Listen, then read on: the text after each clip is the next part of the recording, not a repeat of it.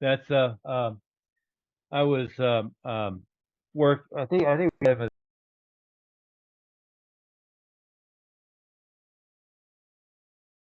I always forget whether it's Tony Robbins or Brian or Tom Hopkins. But he said, anytime somebody asks how your day, always say unbelievable. Is it can be horrible and it's It covers everything. unbelievable. It can be great. It's unbelievable.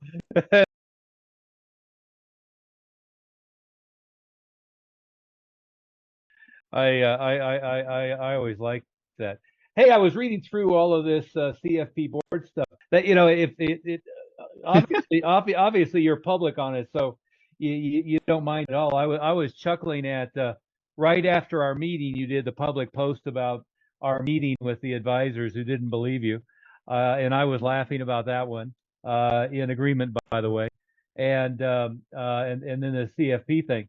If it's good with you, I'd love to spend a little bit of time talking about how different organizations and associations try to curtail advertising, marketing, and I have no problem with that. It's your show, but yeah, I looked at your thing and you said, well, you're talking to financial advisors. What can I do for them? This is yeah. of little interest to them. But if you think it is, I'm ready to go for it. I don't have a problem with it at all. Well, what I think happens is they get constrained by compliance. I get confused. Retired is not CFP anymore. Yeah. I will give you that now. Where is my there? Record to the cloud. This meeting is being recorded. We are both live and recording, Dr. Fred. And I'm going to let you introduce yourself because you have been an advisor or were an advisor for many years, Dr. Fred Rouse, and you go by the title the Real Money Doctor nowadays. But give us a little bit of your background. How many years were you a practicing financial advisor? How many years ago did you get your CFP and all that kind of stuff? That's going to be a topic of our conversation. And how did you arrive at the point you're at now? Well, I appreciate you having me on your show. I've been in financial services for, God, four decades right now. It's scary. Before I retired, the last 28 as a certified financial planner. And I got started part-time, and it was with a company called Waddell and Reed. I was a respiratory therapist at the time, and I was looking for some extra income. This looks interesting. So I answered the ad, went and took all their tests and everything. They give you the book, go memorize the book and take the test. And 3 months later, you come back, you take the test and fine. And all of a sudden, you're a financial advisor. Well, they sold 15 mutual funds and life insurance.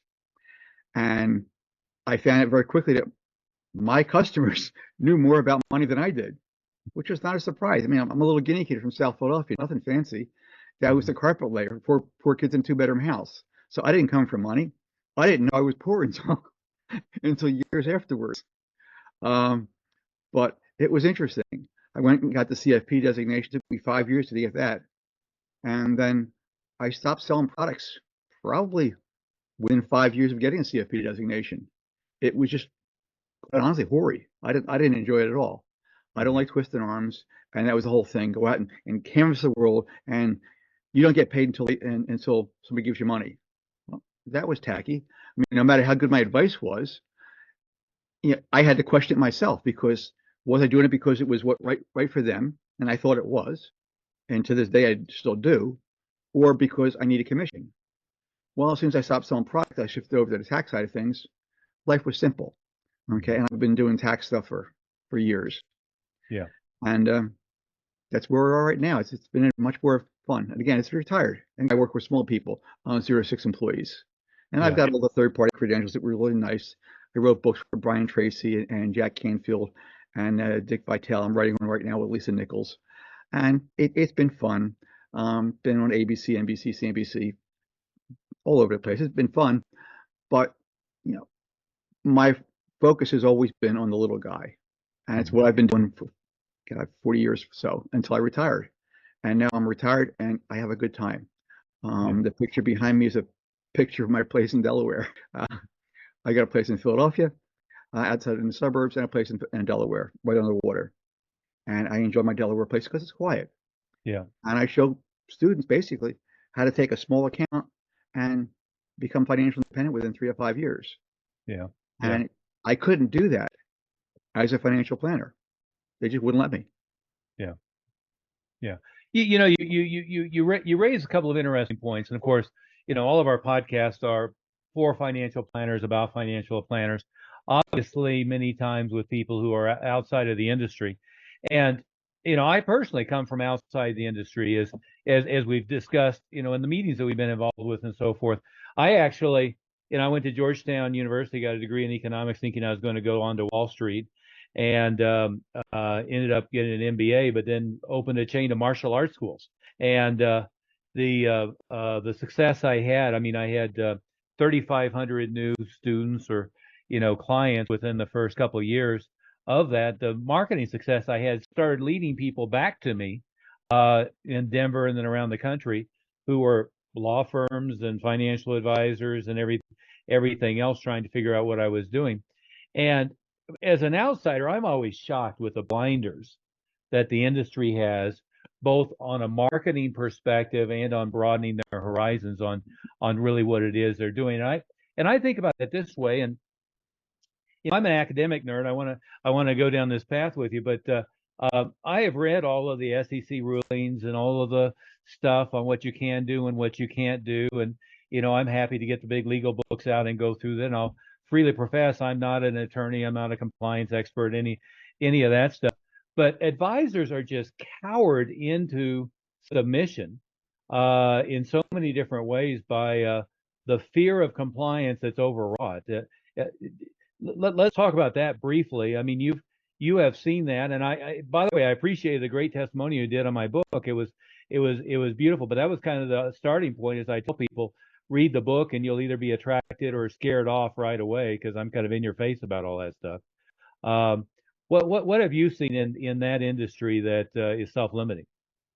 The compliance was always an interesting situation from when I got started. You weren't allowed to do anything or say anything until somebody approved this piece in the compliance office. And I'm looking, what the hell do they know about anything? And then what generally happens is the SEC has their rules, which is fine.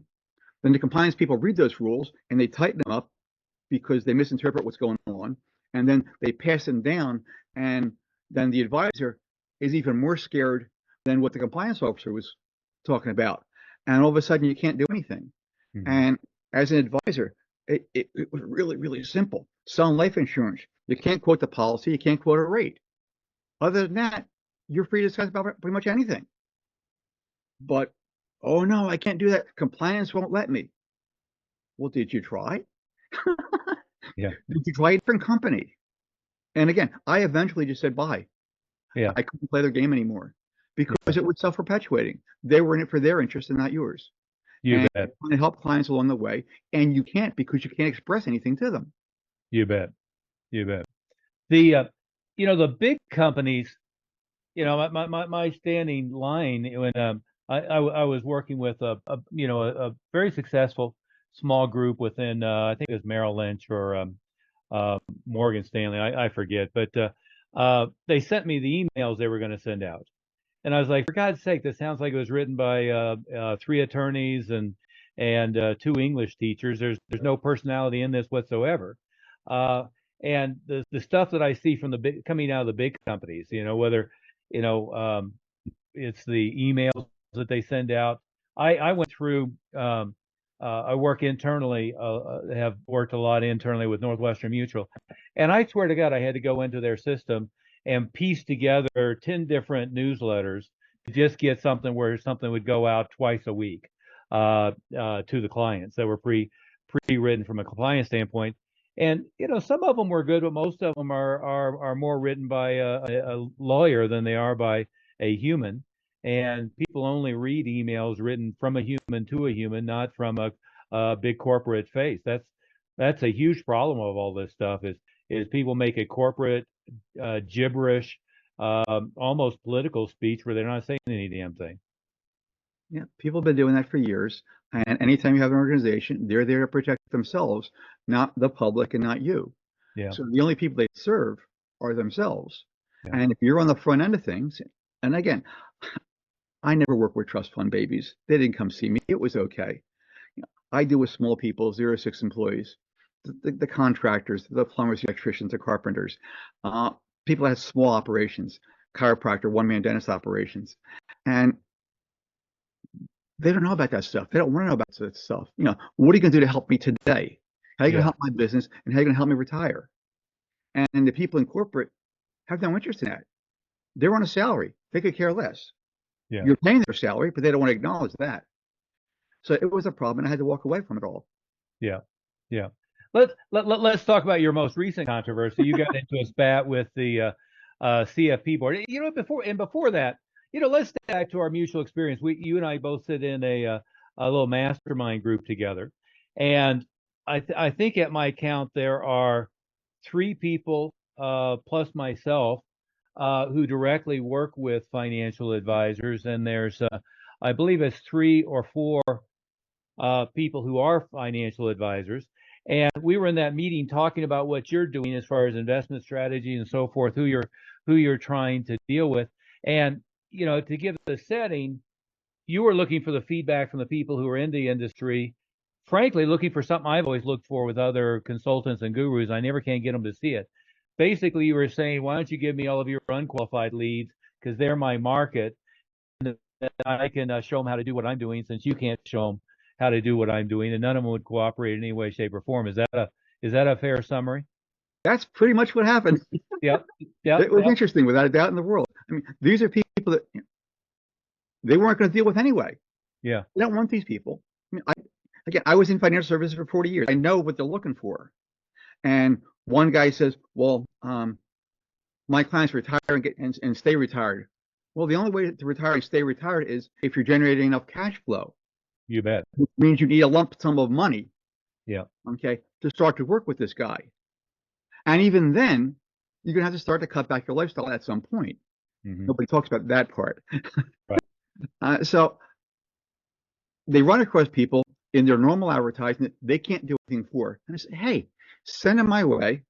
I'll show them how to take $5,000 and in 3 years generate $250,000 worth of cash flow a year. Mm-hmm.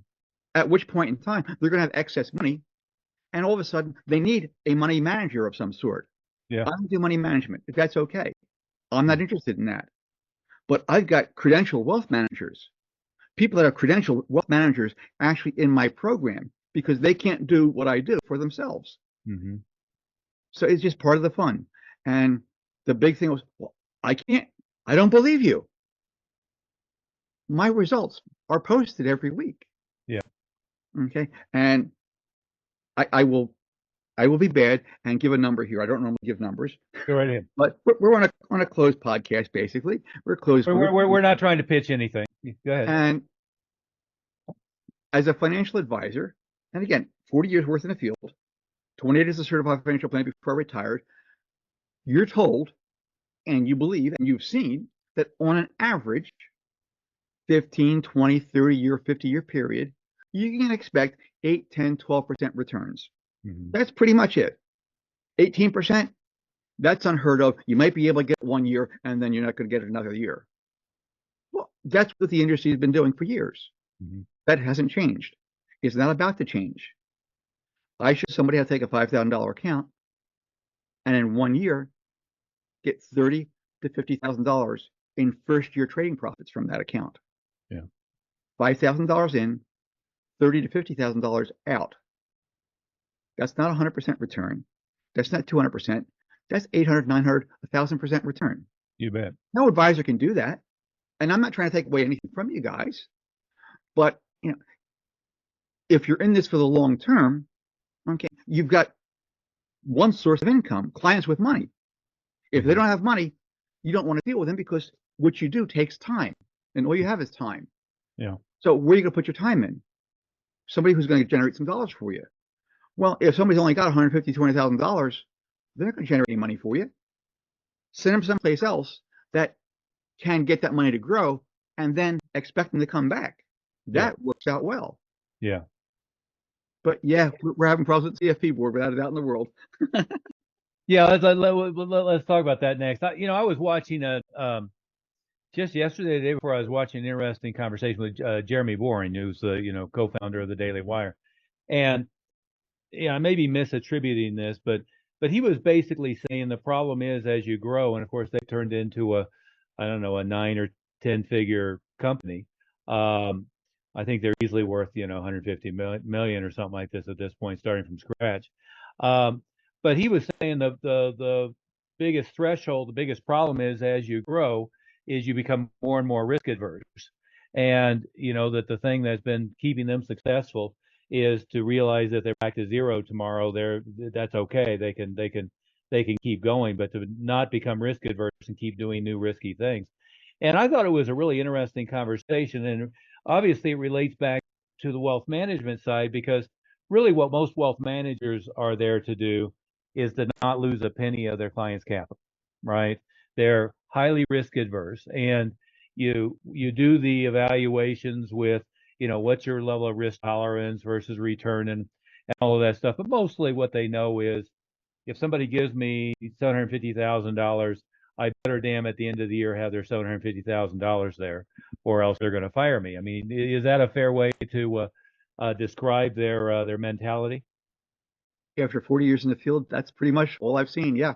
Yeah, And yeah. if they get them gain on top of that, that's great. But at least I didn't lose anything. Yeah, yeah. And then the classic is, and I rail against this constantly, is every advisor I talk to, I'll say, well, who do you want to deal with? I'll say, well, 50 to 60 years old with $500,000 or more in investable assets. It's like, could you narrow it down a little bit more? Could you get some more level of focus than that? That's not a very helpful targeting tool when it comes to marketing. But let's go to the CFP board, and I have, as I mentioned before, worked across a number of industries. I was working with, Jay Abraham and Dan Kennedy and all the early pioneers of internet marketing, going all the way back into the 90s, or even going back into the 80s, I guess, with some of this stuff. But in every field, anytime there's licensing or anytime there's a group of people, they try to put, handcuffs on, shackles. They try to direct what can and can't be done.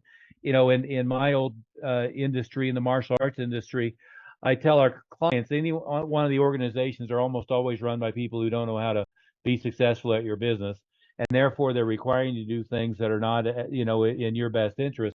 And with attorneys, I know the Bar Association, what they want people to do, advertising and so forth, often bears no resemblance to what will work, right? To the point that attorneys for years, were just afraid to advertise. Now that, a few of the guys broke that barrier, and now they seem to have all broken that barrier. But I don't think the barrier has been broken really in the financial services industry.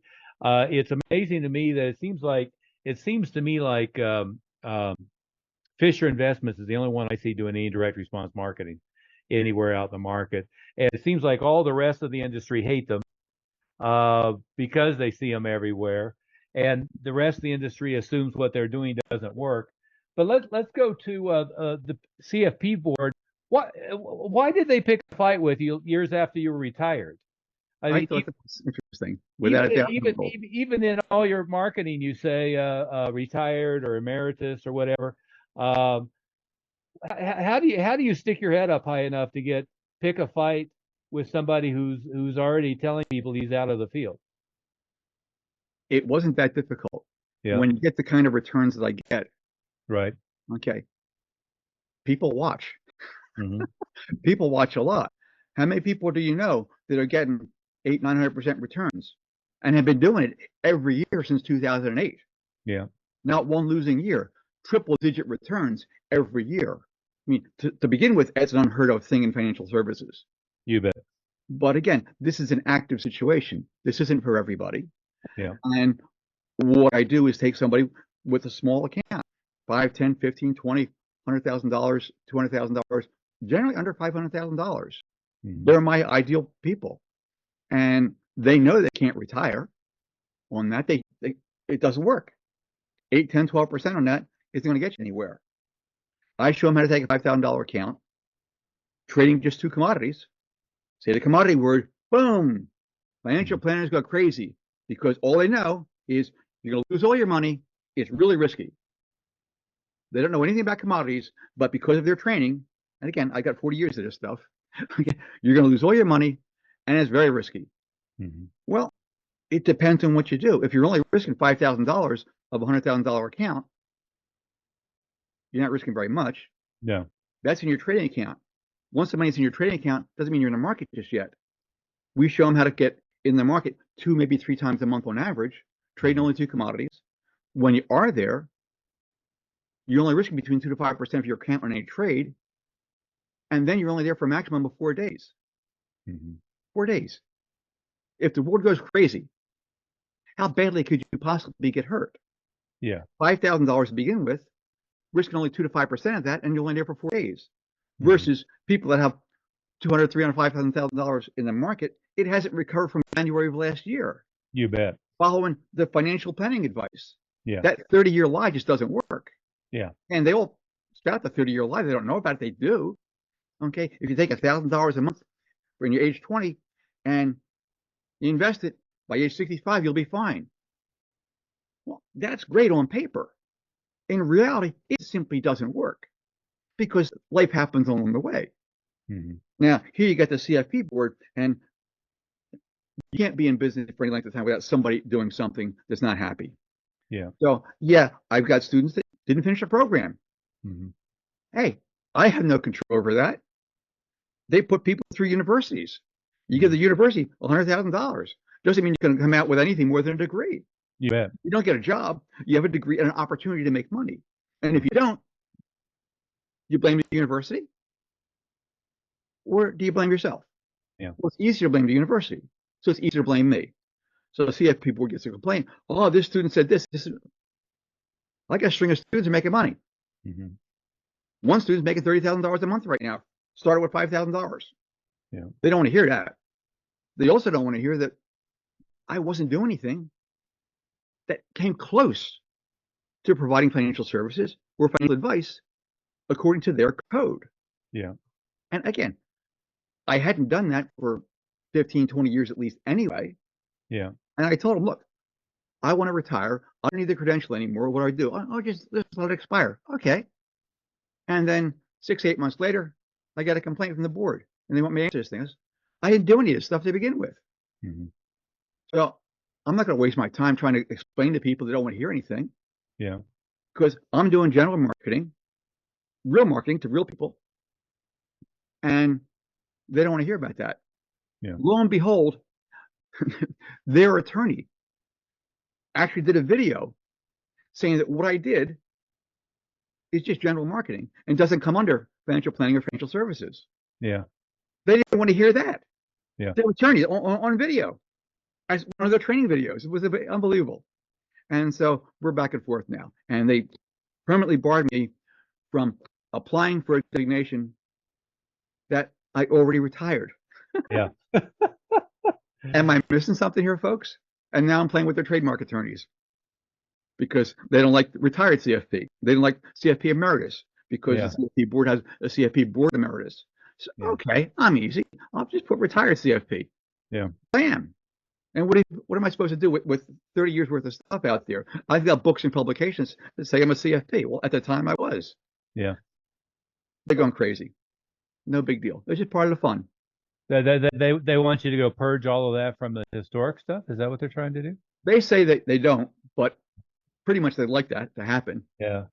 And the thing is, this is just an organization protecting their own. Yeah. Okay. I've been fighting for years against the greedy money insiders, and you know who they are. The big organizations, the politicians, okay, the insurance companies, Wall Street brokers, okay, they're in there to make money. They don't care about you. They don't care about my clients. My clients are small guys. Yeah. So I'm there for my clients. My students recognize that.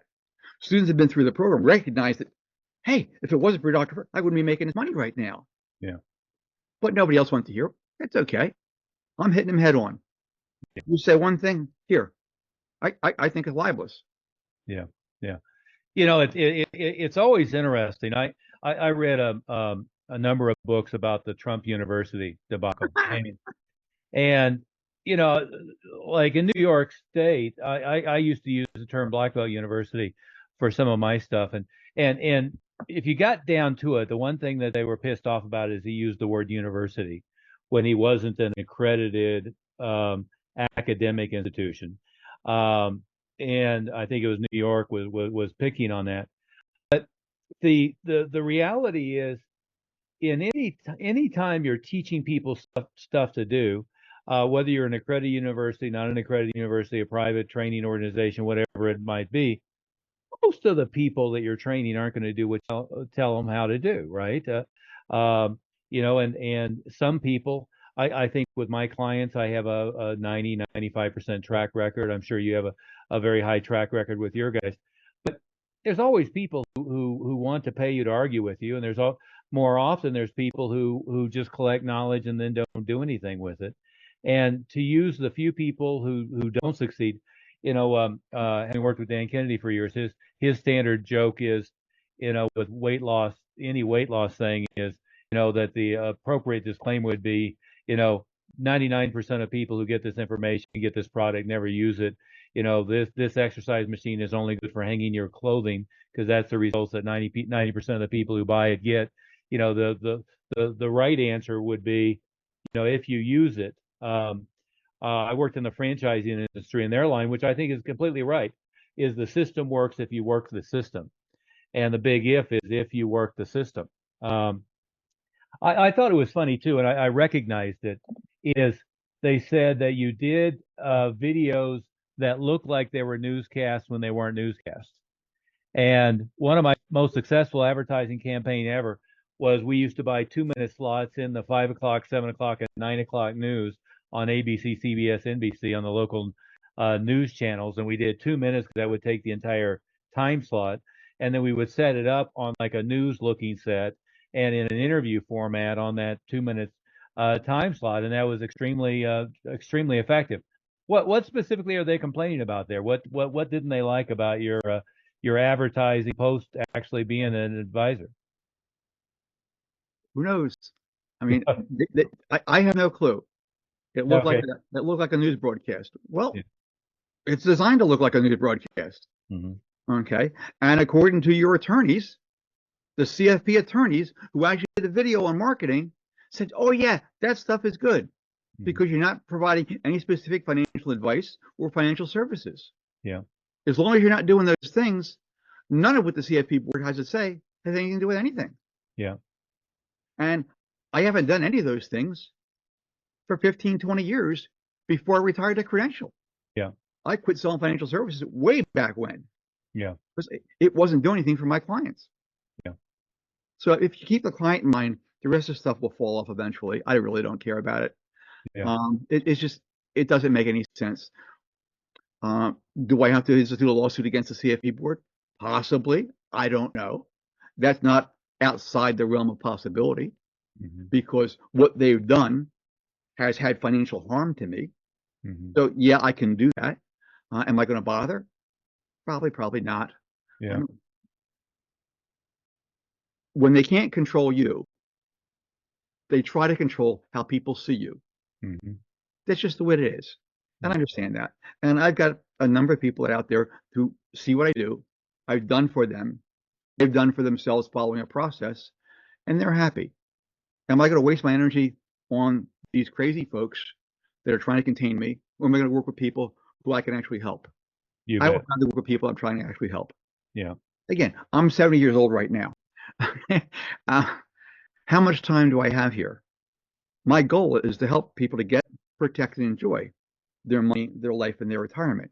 If I get diverted playing with crazies, I can't do that. Oh, yeah. Yeah. At 70 years old, I only have so much time. I enjoy my time with the water behind me. It's a lovely place. It's nice and quiet. And I thoroughly enjoy working with students to show them, actually, I get these results. Yeah. That's a fun thing for me to do. Let's talk about that. So right now, what you're doing, just explain. You're bringing people in who want to learn the system that you've worked out over years. How does that work? What do they do? What's the process? What are you teaching them? It took me 10 years and over $350,000 of my money to develop the system. Yeah. When I was a CFP, okay, just about got the credential at that point in time because it took me 5 years to do it. I took a $5,000 trading account. I ran it up to $2 million in just 2 years. I said, shit, I'm really good at this stuff now. $5,000, this million, $2 million in 2 years. I should be able to double it now. Mm-hmm. What a surprise. I lost it in 6 months. Yeah. I lost $2 million in 6 months. I said, God, that wasn't fun at all. No. And you don't wake up the next day and say, oh, the sun's up. It's a great day. No, it wasn't. And me and depression were real good friends for quite a while. And I ended up going back to work as a respiratory therapist, working nights and weekends at a long-term ventilator care facility just to pay the bills as I worked in my tax business during the week. Mm-hmm. And, if you've got your own business, every dollar goes back into your business. So there wasn't any extra money floating around. Yeah. But I kept the charts because I was trained as a CFP. I knew about risk. I knew that, 8, 10, 12% was what you get. And here I'm getting $5,000 to $2 million in 2 years. Not 8, 10, 12%. No. So I kept the charts. And I said, what did I do right? What did I do wrong? And more importantly, what did I do wrong to lose all that money? And I figured it out. I spent a lot of money and I worked out a system to get the emotions and the judgment out of it completely. Mm-hmm. We focus on 2 commodities. I don't care what 2, just only 2, because then you can become an expert in those 2. I can't make somebody a trader, but I can make them an expert in 2. So that's what we do. We show them a process that's been working since 2008 to today. The same process, nothing has changed. The same trading checklist, nothing has changed. And it gets the same results year in, year out. And I post the results. And right now I've got 2 years to post the results up there. Somebody said, well, you should post your results. I said, okay, I'll do that. So I started doing that last year. So we've got all 22 posted and most of 23. I'm about a week behind right now. But I'm up to 1,000% right now. And I do some videos and things, and I cut it off for the first 3 months when we're talking about 300% return. And I guess that's bad enough for people to believe. Mm-hmm. You tell them you get 1,000% return and you do it all the time, they don't believe you at all. And you were in the room. Oh, yeah. People. They were ugly. Yeah. They were ugly. You know what I found humorous, and I was pretty much a passive observer. I didn't get into the fray on that one. But there wasn't even any curiosity. That's what I found interesting, is there was just a complete shield that went up, and I think the 3 people who are directly, actively, currently financial advisors, a shield went up, and they didn't want to know anymore. They weren't interested. They weren't curious. It was just, I don't believe you, and period. I'm done with having the conversation. Was the way I perceived it. That's pretty much the end of the conversation. And that's pretty much what I get from almost every financial advisor. Yeah. And of course the CFP board. Yeah. And anyone who has an institution, because they're protecting institutional interest. Mm-hmm. If all they could ever get you is 8, 10, 12%, do they really want anybody to know that there's a chance that you don't need them at all? Mm-hmm. Of course not. They don't want that information out there. And so it's important for them to try and quash that information. If they can't quash it, then they have to quash the messenger. Yeah. I'm the messenger. What can I say?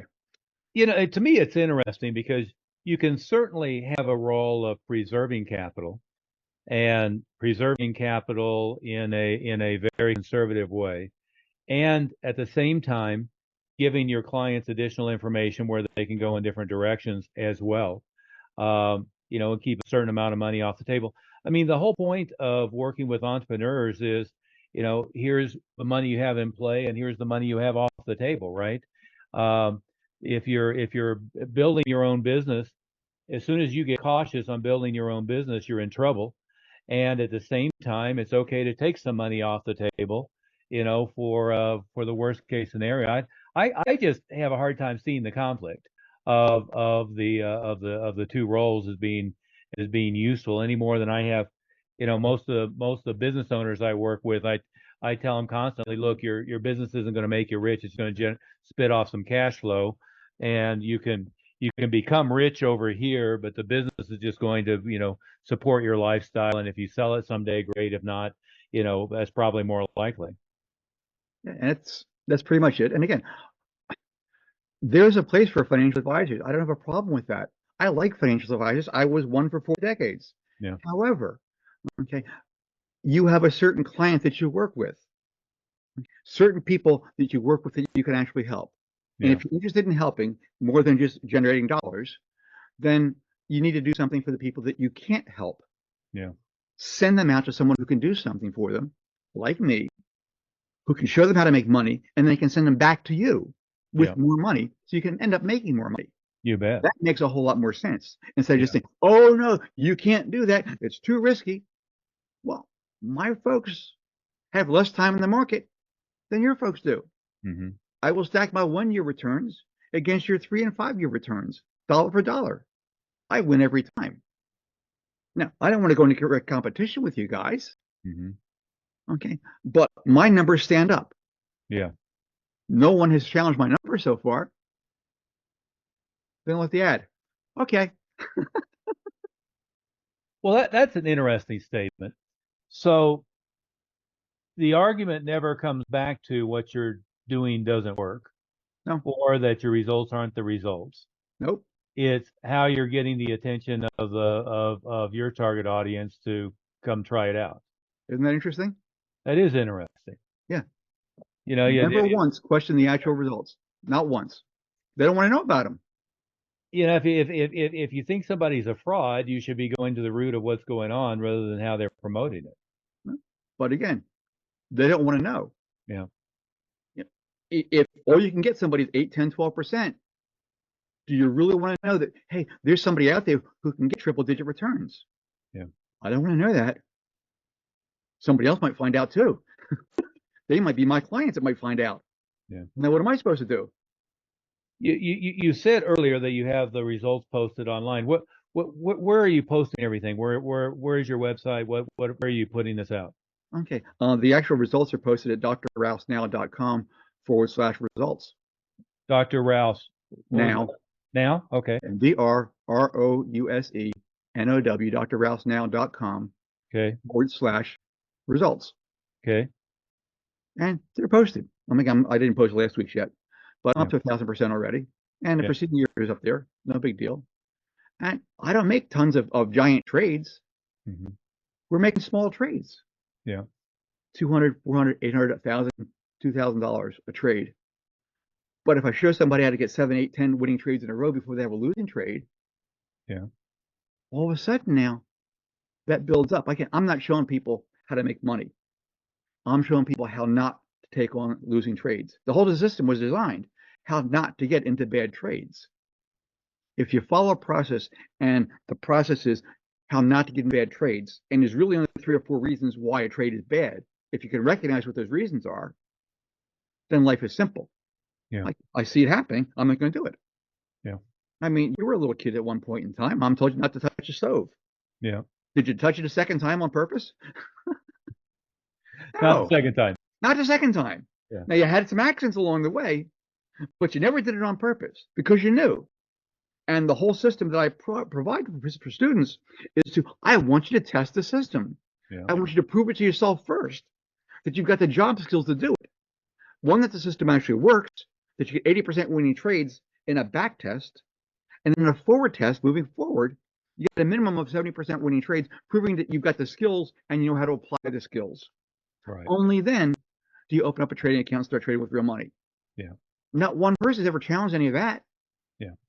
Well, Yes. nor if I'm hearing correctly, they're not giving you the money and you're Oh, doing no. the trading it with the money. They're keeping their money in their own account. You're not in a role where you're controlling their money. If there was anything that somebody was suspicious about what you're doing, you don't have access to their money. You're just teaching them a system. I don't want and access to showing them a their process. money.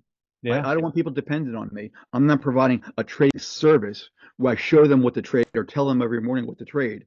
I was involved with those things before. They were terrible. Yeah. I want somebody to learn the skills so that after they go through the program, they know how to make money.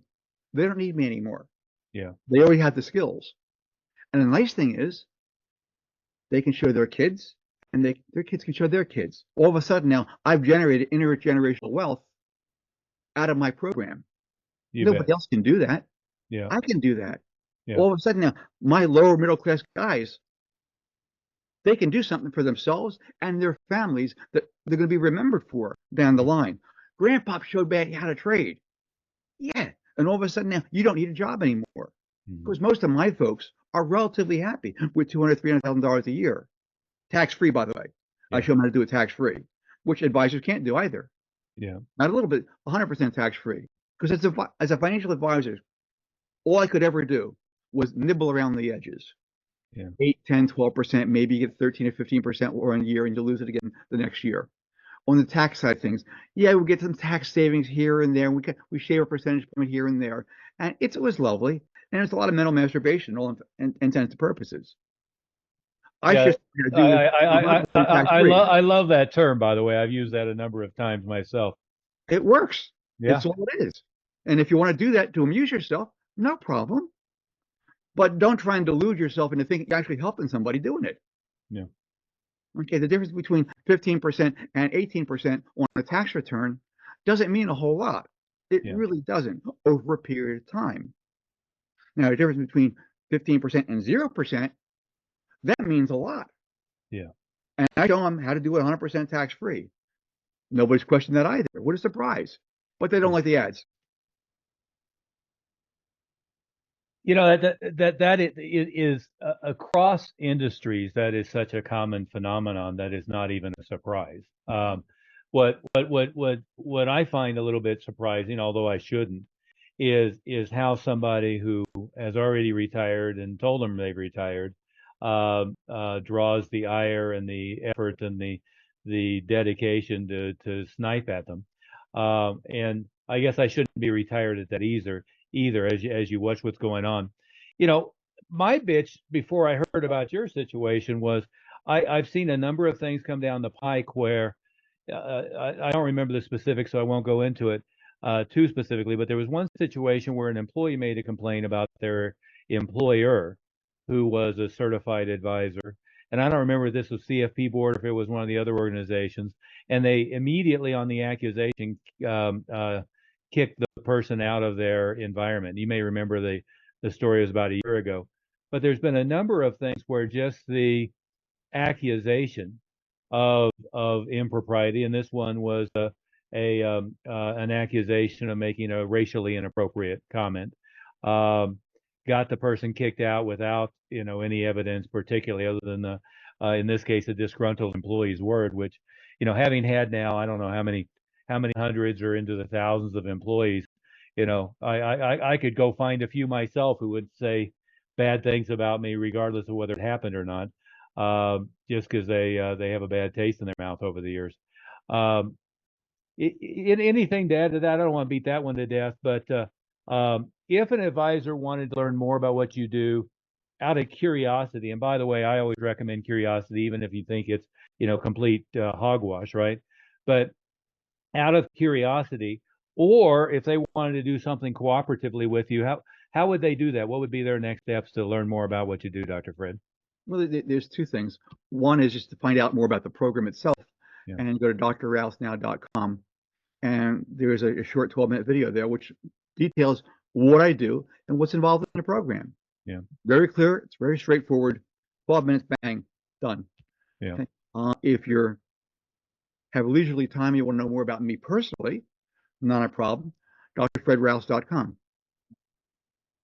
And we'll post both of these in the show notes and all of that stuff so people can track it down. And kind of back to what you were trying to do with our little group is, as I said before, I've had this conversation many times with people who are doing similar things that I do. In the coach and consultant realm, I've always said to the other guys who do more or less what I do, I say, look, highly successful people are going to work with everybody in parallel or in series. So why don't we do something where they can work with you and work with me, or when they stop working with you, they can work with me. When they stop working with me, I'll point them at you. And we all have unconverted leads. I do a pretty good job. About 50% of people who are qualified, I convert. But that also means that I have 90% of my leads aren't qualified. That if somebody else was smart in my industry who wanted to deal with the small guys, I'd be happy to hand them over to them.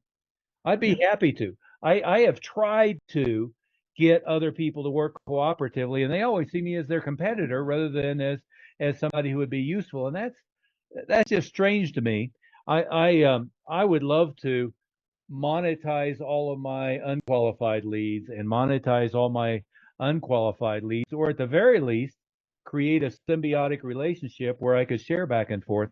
Um, that was the conversation you were trying to have with people who immediately put up barriers and couldn't see it.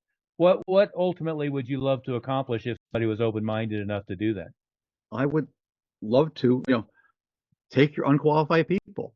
You Mhm. don't want them anyway. You can't do anything with them. Yeah, Send them my direction. yeah, They'll love you for doing it.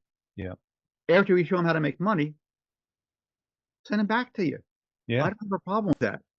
I really don't. And it just makes sense for everybody. It You bet. works for tax advisors also. Yeah, And there's a number of tax people that I thought, hey, you get tax resolution people. You solve the problem for them. They ditched the IRS, had enough money to pay you, they ditched the IRS, and now they need to make money. Because if they had a tax problem that they needed a tax resolution specialist, then you know that I'm money retirement funds. yeah, They need help. yeah, yeah, Send them my direction. I'll send them back to you for tax work. Somebody has to do the tax returns, yeah, and they're not simple returns, so yeah, you end up charging a little bit more for the tax returns. yeah, It works out for everybody.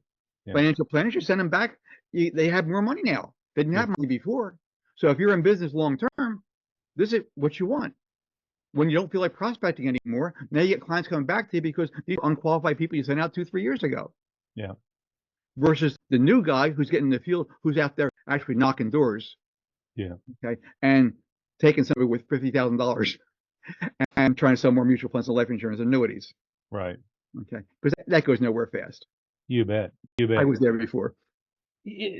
And we're going to be out of time here pretty quick. I want to be respectful of your time, also. But what are you doing right now that's working to drive new prospects through your pipeline? I've seen you, I think, on LinkedIn, Facebook, a number of social media platforms. I'm doing an awful lot of advertising on the various social media platforms. But what are you doing now that's working in your placid life on the water in Delaware? I know on a lot of our video meetings, you're standing by the lake watching the ducks or whatever it is out there. It's a lovely thing to do. It really is very quiet. And I split my time with my wife down there. And again, I wake up in the morning, I got sunrise coming up over the water. I turn around at the end of the day, I got sunset over the water. Okay. It's a lovely place. It's very quiet. So I enjoy my time there. I enjoy also working with students. Mhm. And yeah, I run some Facebook ads and I get people posting comments. Oh yeah, you were barred by the CFP board. Yeah, I was. Mhm. Here's what's going on. Okay. And for a while, I got nervous about that. Now, here it is. Here's what's going on. And I do a little bit of posting on LinkedIn. I've got about 400 articles written. I post something every now and then, but I've been there for a few years. Um, Mostly my students are happy, Yeah. and I get student comments, and they're all posted as well, not all of them, but as soon as I get to them, I post them. So I got a string of those. Yeah. Writing the book with Jack Canfield, Brian Tracy, on Dick Vitale, and the one I'm writing right now with Lisa Nichols. I've got 2 of my own books underway at this point. So there's a number of things to do, but the Facebook advertising is there. It's relatively cheap and easy. Yeah. Yeah. What are the books that you've co-written with those people? What are the titles if somebody wants to track them down? Okay. Jack Canfield was good question. It was back in 2015, 2016. Soul Success. Okay. Okay. Cracking the Coach's Success with Brian Tracy. Yeah. Um, I forget the name of Dick Vitale's book that just came out. We just did a launch. I just went down to Florida um, to visit with him for that. And I'm doing one with Lisa Nichols right now. Yeah. So everything's posted. There's an author page. I got an author page with Amazon. On your website. There's Yeah. an actual author page with Amazon. Oh, okay. Okay. Yeah. Yeah. I'll tell you what. I'll track them down and we'll post those as well. Okay. And those books are all Uh, listed on my site anyway under media. yeah. Perfect. Perfect. I I've done a fair amount of stuff over the years with Brian Tracy. I think Canfield's a real joy to the spirit to be around, isn't he? He's a fun guy. Yeah, I don't know as though I've ever met Vitaly. Watched hundreds of hours of video with him and different people. I work a lot with Lee Meltier, and she's done a lot of interviews and work back and forth with him. He always seems to be a delightful human being as well. Yeah, he just had a bit of a cancer scare there. That's Um, unfortunate. yeah, he had it on his vocal cords. Yeah. So it was really a concern for him. He couldn't talk for a while. Oh, And yeah. being an old Italian guy and a sportscaster, both. Yeah. Oh yeah. Yeah. Crazy. Well, and Brian Tracy had Yeah. quite good health problems there. What's that been 5 or 6 years ago now?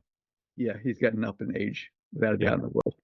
Yeah, I know he was, and he shares my background. He actually got started as training in martial arts, running a martial arts school, and was I believe a high school dropout, and then years later went back and got an MBA, an executive MBA. Now I wasn't a high school dropout. I got an executive MBA, but we had him speak at one of the events that I did, and he's, as always, phenomenal. But he had an interesting similar background. Yeah. No, I only did 2 years of high school. I dropped out. Yeah. Young kid, 17, service, joined the Coast Guard. I wanted to run gunboats in Vietnam. Wow. And yeah, they sent me to a lighthouse in Cape May. Then I ran search and rescue for 3 years. Yeah. So it was interesting. But Well, yeah, anything you'd like to leave people with before we call it a day here? just that you can actually do more than what people tell you can do. You really can. There are things out there. I know they're difficult to sort through because on the internet there is tons and tons of trash out there, without doubt, in the world, and it's hard to sort through it. And you've got to get a gut feeling for how you are with any particular thing. But come check me out. If I could help you, I'd be glad to. You can't buy my program online. It's by application only. Again, I only let a few people in because, again, I'm retired. I want to help, but you see the water behind me. I enjoy that. And there's only so much time left for me. And I want to be able to give something back. And I work with, again, small people with 0 to 6 employees. So if you're less than $500,000 in savings, contact me. Go to the site, drrousenow.com. Take a peek at the video. See if it makes sense. If it does, contact me and I'll see if I can help or not. Yeah. And by the way, among advisors in the know, that's the common refrain is, what a fairly small percentage of financial advisors are actually financially secure themselves at this point. And it's it's amazing industry where my guess is 95% of people in the first couple of years fail, and the direction they're given is pretty bad. But then once you build a substantive base, you can make a strong 7-figure income. But it is an interesting business in that sense. I worked with a number of high-level MLM people back in the day, and it's not too different than that, to tell you the truth, because within the MLM industry, there's 1 or 3% who are making a fortune, and 97% never make really a penny from the deal. And I don't think the numbers are much different than that if you look under the surface. No, it's that way for everybody. But everybody comes in thinking that they're going to get that 7-figure number. Yeah, And very few of them do. you bet. You bet. And a lot of them call me. Yeah. And I don't mind helping them because I know where they're at. Yeah. Well, that's a good note to leave on. I will make sure we post your site, but it's drrousenow.com. If you want to see the historic results, it's /results, or drfredrouse.com for a little bit more background on you. And it'll be interesting to see how many advisors we've managed to piss off today. I always try not to dodge controversy, and I make it every effort to be in your face as much as possible. So maybe we've accomplished that goal. It'll be interesting to see what feedback or blowback comes from that. Well, Steve, with a 9th-degree black belt, I don't think people bother you too much. In person, I don't worry about that. And if I have a problem, working for me as a former world light heavyweight and heavyweight kickboxing champion who's also on my team. He's a 10th degree black, but I always tell people I'll let Jeff handle it. And if he can't handle it, I'm going to get the gun. I also tell people he's the scariest AARP member I know because he's 76 years old and he could whack most 20-year-olds without breaking a sweat. That's part of probably 20. Yeah. There you go. All right, I Well, appreciate your thank you time, very sir. much, sir. I hope to talk to you soon. Thank you. All right, bye now. Bye.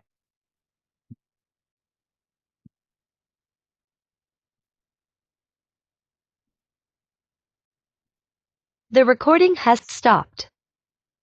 Well, that was good. Okay.